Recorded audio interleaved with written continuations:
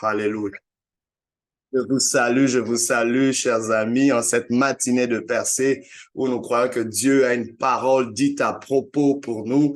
Et ce matin, le thème n'est rien d'autre que esprit de stagnation. Pour ceux, nous lisons Deutéronome chapitre 1er, versets 6 à 8, la Bible dit ceci.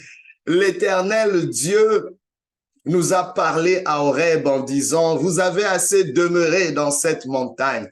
Tournez-vous et partez, allez à la montagne des Amoréens et dans tout le voisinage, dans la plaine, sur la montagne, dans la vallée, dans le midi, sur la côte de la mer, au pays des Cananéens et au Liban, jusqu'au grand fleuve, au fleuve d'Euphrate. Voyez, j'ai mis le pays devant vous. Allez et prenez possession du pays que l'Éternel a juré à vos pères, Abraham, Isaac et Jacob, de donner à eux et à leur postérité après eux. Esprit de stagnation. L'esprit de stagnation est un esprit assez subtil, mais qui affecte plusieurs personnes. C'est quelque chose que j'ai même constaté dans ma propre vie. Parfois, il arrive dans notre parcours des moments où rien n'avance et rien ne recule non plus. Je dis bien rien n'avance et rien ne recule non plus. Nous sommes au même endroit, à un endroit qui autrefois était un objectif à atteindre, que nous avons atteint, n'est-ce pas? Mais depuis lors, rien n'avance, rien ne recule. Mais l'ironie, c'est que nous nous sentons confortables ou nous ne sommes pas inquiets de cet état. L'esprit de stagnation s'est déjà installé. L'esprit de stagnation te dit, tu n'es pas en train de perdre quelque chose si tu n'avances pas et tu ne recules pas non plus. Mais laisse-moi te dire, le temps ne s'est pas arrêté. Le temps continue à avancer. Et en tant qu'être humain, Dieu nous a placés dans le temps. Dieu dans l'éternité, mais il nous a placés dans le temps pour qu'on puisse avancer avec le temps. 24 heures qui passent devant ta journée sans que quelque chose avance. Il y a une stagnation quelque part. 365 jours de l'année qui passent sans que quelque chose avance. Il y a stagnation. Je sais que cela fait peut-être mal à certains d'être rappelés de ce bilan négatif, mais parfois ça prend de faire ce constat. Et dans ce texte, nous voyons Dieu qui fait ce constat pour les enfants d'Israël. Le Dieu qui les avait conduits dans cette montagne-là, qui autrefois était un objectif. La montagne d'Horeb, où ils avaient vu des miracles, où Dieu avait révélé des grandes choses à l'homme de Dieu, Moïse.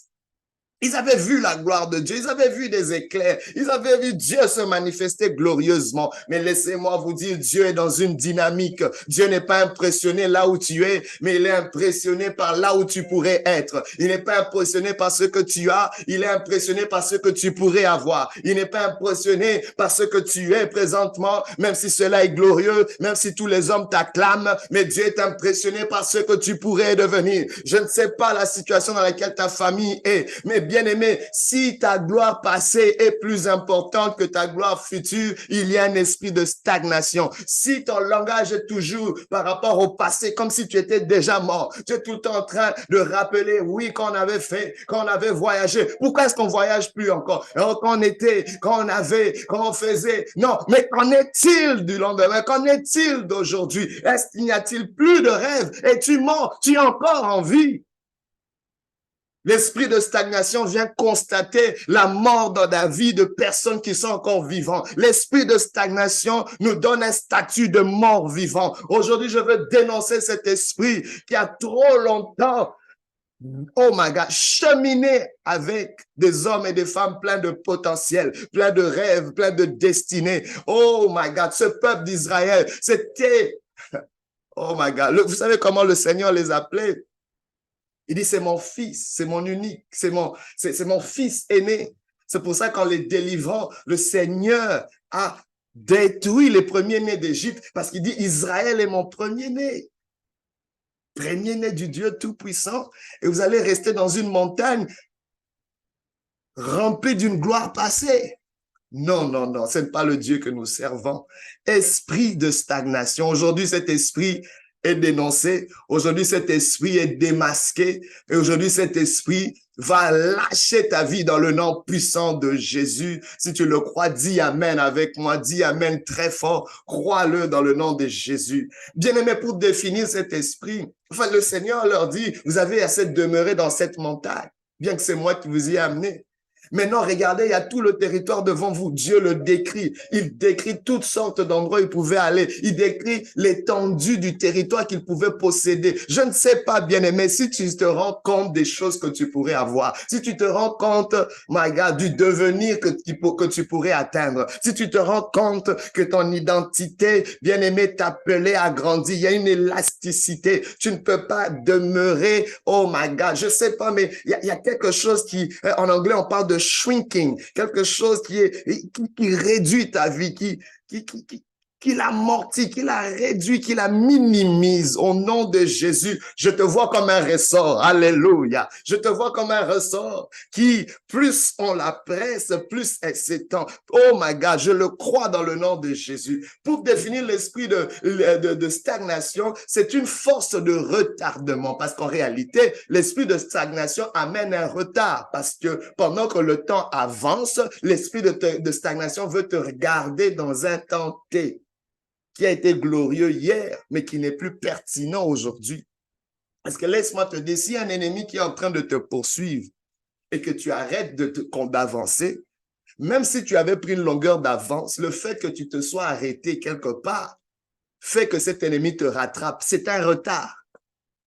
C'est un retard. Il y a des gens qui n'aiment pas qu'on parle de retard parce qu'ils se disent, oh, ben, c'est relatif, on fait pas la course avec quelqu'un. Non, mais par rapport à toi-même, par rapport au temps, oh mon Dieu, par rapport au temps qui est passé, regarde les rides sur ton visage, regarde tes cheveux qui ont blanchi, regarde la force que tu n'as plus de plus en plus. C'est un signe que le temps est passé. Il faut qu'il y ait un avancement. Ça ne veut pas dire que pendant que le temps passe, que nous devons décliner. Je ne crois pas en cela parce que je crois que tu as un héritage à léguer à tes enfants. Je crois que tu as un héritage à léguer aux générations futures. On saura que tu es passé par là parce que tu as avancé dans ton temps. Et cela pourrait être une référence. Cela pourrait être une référence, une inspiration pour ceux qui viennent après toi. Laisse des marques, s'il te plaît, qui pourront servir de repère aux autres après toi. Oui, le temps peut passer. Oui, ma force peut diminuer, mais je veux laisser des traces pour mes enfants. Je veux laisser des traces pour les générations futures. Je veux laisser un héritage pour ceux qui viennent après. Alléluia. Donc, l'esprit de stagnation est une force de retardement qui fait que le passé d'une personne est meilleur que son présent. C'est ce que les enfants d'Israël faisaient. Ils étaient à l'aise, confortables. Dieu dit non, allez dans ce territoire des Cananéens, prenez-en possession. Cette force de retardement crée une stagnation, un gaspillage d'efforts. Tu as de l'énergie, mais qui est dilapidée parce que tu n'en fais rien. Tes muscles, les muscles s'atrophient quand nous ne les utilisons pas. Même notre corps nous parle. Tu sais, quand tu ne bouges pas ton corps, à un moment, ton corps va commencer à devenir malade lui-même. Il n'y a rien, mais tu te deviens juste malade parce que tu ne t'exerces pas. Bouge, ne fût-ce que. Une petite marche de 30 minutes à chaque jour ne va pas te tuer, mais va te faire avancer. Ça va te faire rajeunir. Oh my God, je vois quelqu'un en train de rajeunir juste par ce conseil-là. Ah, mon Dieu.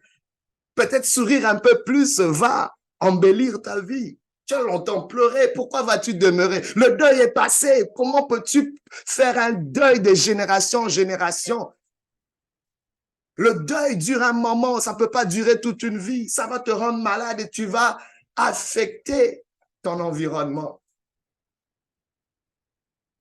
Cela amène un gaspillage, un retard dans l'accomplissement de la mission de la vie que tu as. Alors, quels sont les signes de stagnation?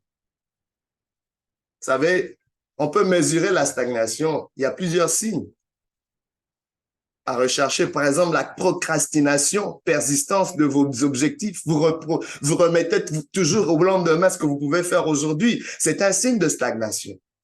Le manque d'enthousiasme pour faire quoi que ce soit est un signe de stagnation. Se retirer dans le sommeil, les divertissements et d'autres activités insensées pour plus de confort est un signe de stagnation. Pourquoi tu recherches tant ce confort en te réfugiant dans des choses qui ne sont pas productives? C'est un signe de stagnation. L'esprit de stagnation s'est installé confortablement dans ta vie pendant que tu es tout le temps en train de chercher le confort. Dieu n'a jamais promis que la vie serait facile, mais il a promis que la vie serait possible. Un sentiment que vous vivez, que vous êtes en train de vivre sous votre potentiel, est un signe de stagnation. Vous ne savez pas, vous avez une carrière, mais vous dites, on dirait que mon potentiel n'est pas vraiment utilisé. C'est un signe.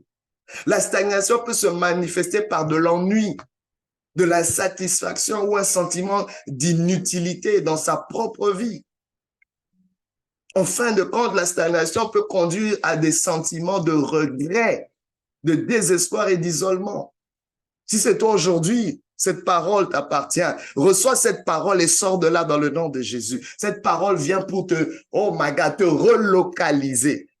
Tu n'appartiens pas à l'esprit de stagnation. Cela ne sera pas ta demeure. Oh my God, Dieu était sur le point de relocaliser les enfants d'Israël. Ils ne pouvaient plus demeurer dans cette montagne de la gloire passée. Il y avait de nouvelles gloires. Il y avait de nouveaux territoires. Certes, il y avait des défis. Certes, il y avait des géants. Mais le Seigneur était avec eux pour leur donner la victoire, pour leur assurer un avancement. Dieu est en train d'avancer. Il veut pas avancer seul. Il veut avancer avec toi. Aujourd'hui, le Seigneur est en train de réveiller quelqu'un. Réveille-toi qui dors et Christ t'éclaire dans le nom de Jésus. Voici quelques causes de l'esprit de stagnation. C'est peut-être le fait de penser négativement. Vous avez des mauvaises pensées qui vous limitent. Le fait de se comparer aux autres t'amène dans la stagnation. Si tu te compares à des gens qui sont tellement moyens, tu vas rester stagnant. Tu peux être inspiré par les autres, mais ne te compare pas à toi, aux autres parce que vous n'avez pas la même course. Mais sois inspiré par ceux qui sont loin, ceux qui vont vite, ceux qui bougent. Mais ne te compare pas. Tu as ta propre course. Le fait qu'on travaille sur la mauvaise chose, peut-être tu es sur un mauvais corridor, tu es peut-être sur le couloir de quelqu'un d'autre, tu vas te stagner parce que tu n'as pas été créé pour ça, parce que c'est pas ta mission de vie. Je prie qu'aujourd'hui, quelqu'un revienne dans son couloir. Le fait peut-être de résister au changement. Le fait de suivre des mauvais conseils peut t'amener à stagner. Mais il y a encore une raison, bien aimé, que je vois souvent, c'est l'esprit de peur, la peur d'oser, la peur d'oser, la peur d'oser quelque chose de nouveau, la peur d'oser quelque chose de grand, la peur d'échouer parce que c'est quelque chose de tellement grand. Tu es en train de te réfugier surtout sur des petites choses parce que tu te dis, au moins si j'échoue, ce sera pas trop grave. Non! Ose des grandes choses, ose des grandes choses. Qu'on te reconnaisse pour avoir au moins essayé. Oh my God. Pierre a marché sur les eaux. On l'a reconnu comme le seul, même s'il a coulé. C'est le seul des disciples qui a pu oser dire à Jésus, si c'est toi, Seigneur, ordonne que je vienne vers toi. Ordonne que je marche sur les eaux. Oh, je vois quelqu'un marcher sur les eaux. Je vois quelqu'un avancer avec une vitesse vertigineuse. Avec, oh my God, je vois quelqu'un entrer dans des domaines et dans des dimensions qu'aucune personne dans sa lignée a osé faire. Dans le nom de Jésus, tu es un pionnier. Dieu commence avec toi dans le nom de Jésus.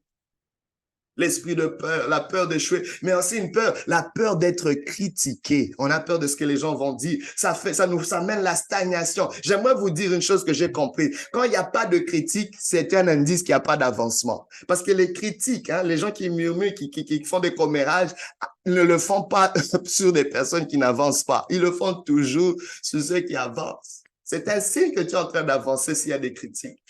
Oh mon Dieu, aujourd'hui, Dieu te donne la prière parce que l'esprit de stagnation est un esprit têtu. Mais aujourd'hui, par la prière, on peut le chasser. Aujourd'hui, aussi, en acceptant d'apprendre de nouvelles choses, tu peux sortir de l'esprit de stagnation. Aujourd'hui, embrasse de nouvelles idées pour sortir de l'esprit de stagnation. Aujourd'hui, embrasse l'excellence. L'excellence fait disparaître ce qui est imparfait. Vous savez, nous sommes tous des êtres imparfaits. Mais quand il y a une excellence dans un certain domaine dans nos vies, ça va faire disparaître ce qui est imparfait. Les gens n'auront plus trop le regard sur ce qui est imparfait parce que tu es tellement excellent dans un domaine. Parfois, nous oublions que ces personnes excellentes sont des personnes imparfaites parce que leur excellence brille tellement fort que cela éclipse leurs imperfections. Aujourd'hui, si tu te sens tellement amoindri par tes imperfections, ça prouve, c'est une preuve qu'il y a un besoin d'excellence quelque part. Aujourd'hui, Sors de l'esprit de stagnation en ayant des objectifs, mais surtout en acceptant ce qui est dur et difficile. Jésus a accepté la croix, c'était dur et difficile. Et il a fait avancer l'humanité. Il a accordé le salut à plusieurs. Aujourd'hui, tu es candidat à ce salut. Jésus a embrassé ce qui était dur et difficile. Beaucoup embrassent le confort. Beaucoup embrassent ce qui est facile. Mais c'est dans ce qui est dur et difficile que nous avançons le plus. Les gens qui ont avancé, ce sont des gens qui ont embrassé ce qui était dur et difficile. Les enfants d'Israël devaient embrasser cela. C'était dur et difficile d'affronter tous les géants, mais il fallait le faire. Aujourd'hui, aie des objectifs atteignables, aie des objectifs clairs, mais sois consistant. Combat pour cela. Que Dieu te bénisse au nom de Jésus. Et je me lève contre tout esprit de stagnation dans ta vie, dans le nom puissant de Jésus. Amen. Gloire à